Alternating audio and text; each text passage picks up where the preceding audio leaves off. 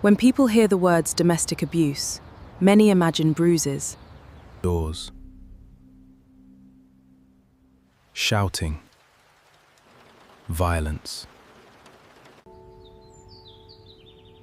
but some of the most destructive abuse leaves no visible marks at all.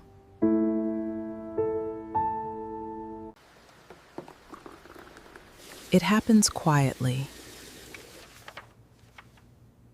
gradually. So gradually that the victim often doesn't realize what is happening until everything is gone. This is the story of a woman who survived divorce.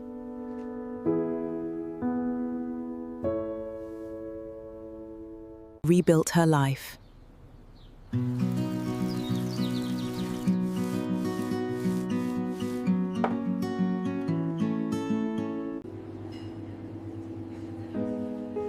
We found love again.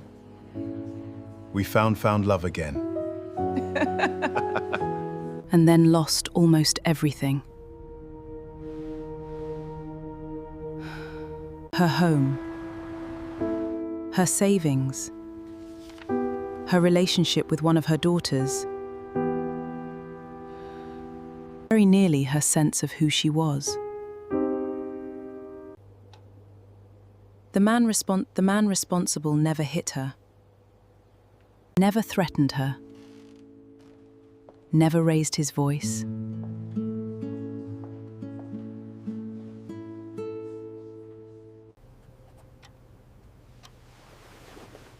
Yet his control over her life became absolute. And by the time she understood what was happening, it was too late. This story also asks an important question. When somebody is manipulated into giving away their home,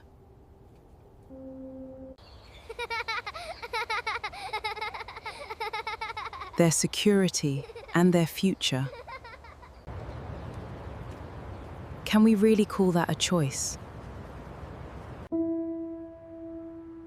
It was the place she built her whole life, until one man took it all away. For more than 20 years, she had lived what many people would consider an ordinary life. She was married. She had 2 daughters, a family home, a steady routine. A steady routine. The marriage had not collapsed in spectacular fashion. There was no affair, no major betrayal, no explosive arguments. Instead, it had faded slowly. 2 people becoming more like housemates than partners.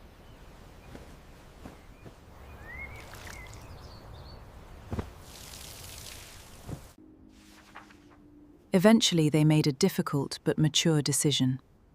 They would divorce.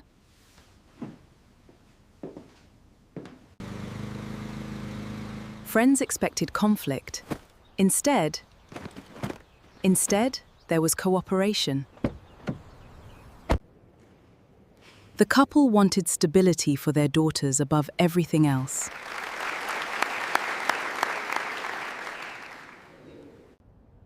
The family home was jointly owned. Legally, both parties were entitled to a share. But her former husband made a decision that surprised many people. He signed over his interest in the property. Not because he had to, not because a court ordered him to, but because he wanted his daughters to remain secure.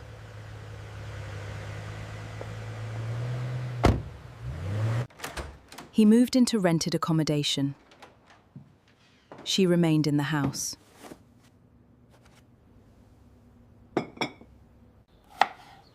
For the first time in many years, she was living independently.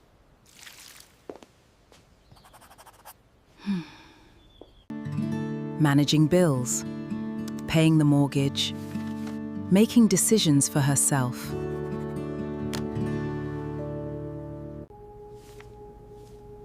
It was not always easy, but she was coping. Gradually, she began to believe that the next chapter of her life might be brighter than the last. Nearly 2 years passed. The pain of divorce had faded.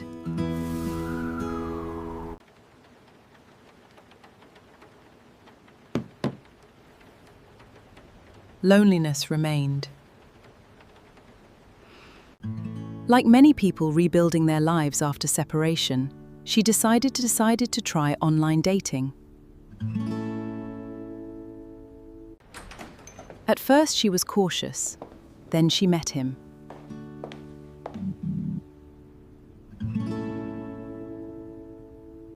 He seemed almost too good to be true.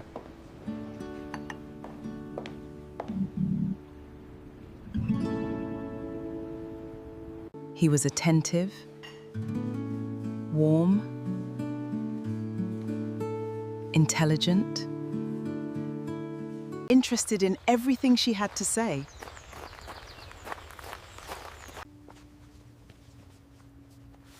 He remembered details from conversations weeks earlier.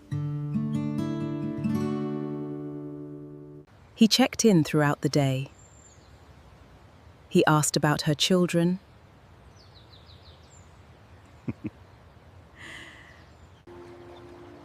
her work, her dreams.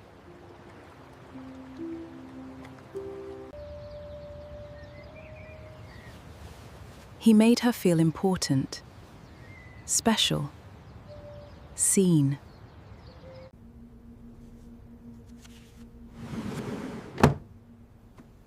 Something she had not felt for a very long time. Friends noticed a change. She smiled more, laughed more, talked excitedly about the future. For the first time since her divorce, she appeared genuinely happy.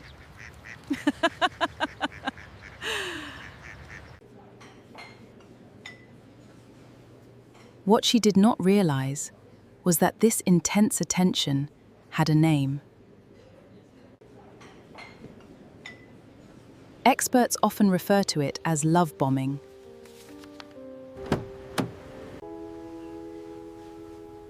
An overwhelming display of affection, designed to create emotional dependency.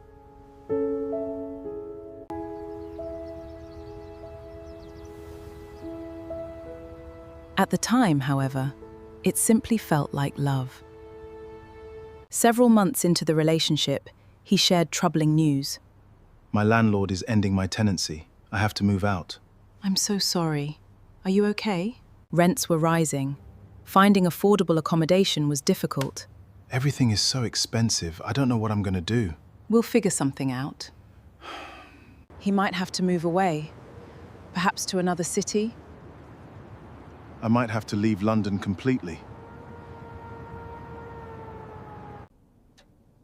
The thought upset her.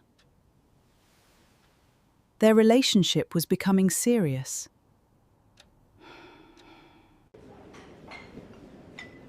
Felt unbearable. You could stay here just until you find somewhere else. Are you sure? He could move in with her.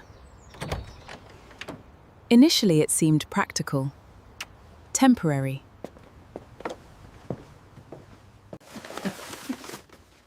A way of helping someone she loved.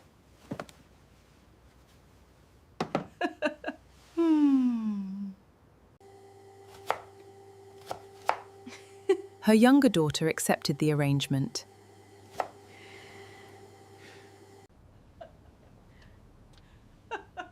Her older daughter did not. By now she was 22, old enough to trust her instincts. And her instincts were screaming. "Mum, Can we talk for a minute? Of course, sweetheart. One evening, she confronted her mother. Mum, something doesn't feel right. What do you mean? Everything is happening too quickly. He loves me. Or maybe he loves what you can give him. That's unfair. The conversation ended badly. Weeks later, the daughter moved out, a decision that would haunt both women for years. At first, life seemed normal, peaceful, happy. But coercive control rarely begins with demands. It begins with suggestions, small comments, tiny adjustments, ideas planted gently enough that they appear to be your own. 6 months after moving in, he began talking about the future. Have you ever thought about what retirement could look like for us? Sometimes. Marriage, retirement, fresh starts. Imagine starting completely fresh together. No baggage, just us. Then the conversations turned towards the house. It's a beautiful home. It never really feels like our home. Our home.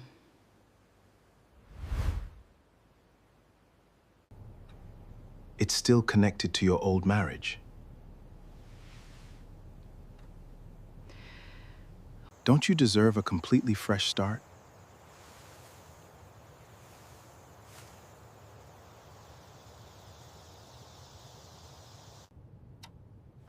The comments sounded reasonable, even romantic. She resisted at first, but the conversations continued. Weeks became months. The pressure never stopped. Eventually, she agreed.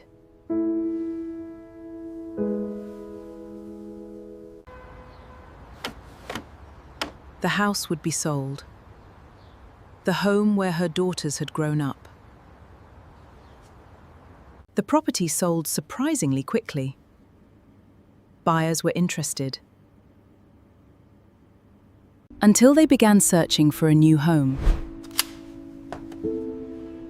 Every property had a problem. Weeks passed. Then months. Nothing was ever good enough. The buyer of her existing house became impatient. Deadlines approached. Yet somehow they still had nowhere to move. Eventually the sale completed. The house was gone. And with it, the foundation of her future. With the sale complete, he suggested something unusual. Instead of buying another home immediately, they could stay in a caravan. The idea sounded temporary, just until they found the perfect home. For her, after everything that had happened, it seemed reasonable, so they moved in. But the reality was very different. The caravan was cramped, cold, and temporary. But he made it sound romantic. An adventure they were sharing together, something temporary before their new life finally began. Then came the most dangerous suggestion. The money from her home could be withdrawn as cash and kept somewhere safe. Withdraw the equity in cash. Keep it with us. And somehow, despite how unusual it sounded, she agreed. Large amounts of cash were withdrawn. Boxes were filled with banknotes, then carried quietly into the small caravan. The money was hidden beneath books inside the caravan. Her future reduced to stacks of cash she believed were safe. She believed the money was safe. Not because the situation was safe, but because she believed him. Then one day, everything changed. She returned from shopping, opened the caravan door, and immediately realized something was wrong. She called him. The line sounded strange. He didn't come home that night, and slowly, concern became fear. She panicked. Maybe something had happened. Maybe there had been an accident. Maybe he was hurt somewhere and needed her. The next morning, she needed £20 for her daughter's allowance. She went to the box where they kept the cash. She lifted the books, opened the box, and then she froze. The money was gone. Every note, every pound. Every penny was gone. She froze, completely silent, unable to understand what she was seeing. He had vanished, and so had her money. The man she trusted was gone, and the future she thought she had was gone too. She reported the theft to the police. But by then, the truth was becoming impossible to ignore. She had been groomed, manipulated, controlled, and ultimately robbed of the home, security, and future she had built.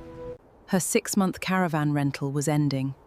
She had no savings, no home, and no partner, only the wreckage he left behind. With nowhere else to go, she approached the local council for help. She carried everything she had left in one folder. And while staff were trained to remain neutral, this case was unlike anything they had seen. The circumstances were deeply complicated. Now the council faced a difficult question. Was she intentionally homeless? Or was her homelessness the result of coercive control? The decision mattered enormously. It could determine whether she received long-term housing support or whether her case was treated very differently. For the first time, her future depended on whether someone recognized what had happened to her as abuse. But this story isn't just about one woman. It's about how domestic abuse doesn't always look like bruises or violence.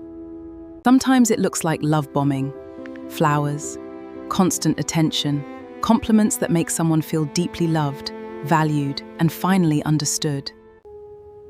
Sometimes it looks like isolation from family, slowly creating distance until the victim begins depending on one person for everything. And it can happen to anyone. Educated, responsible, loving, people can fall victim to someone who is skilled at exploitation. And sometimes, homelessness is not caused by irresponsibility. Sometimes, it is the consequence of someone else's calculated exploitation. Because when someone is manipulated into giving up their home, is that truly a choice? If you recognize any part of this story, in your own life, a friend's life, or someone you care about, please know this: you are not alone, you are not foolish, and you are not to blame. Domestic abuse can be emotional, psychological, financial, and sometimes the most damaging control leaves no visible mark. But help is out there. Speak to someone you trust. Reach out to specialist support services. You do not have to stay silent. If your home is at risk, talk to your local council or a housing advisor. Getting help early can make a difference. There is a way out. There is a way forward. And there is life after coercive control.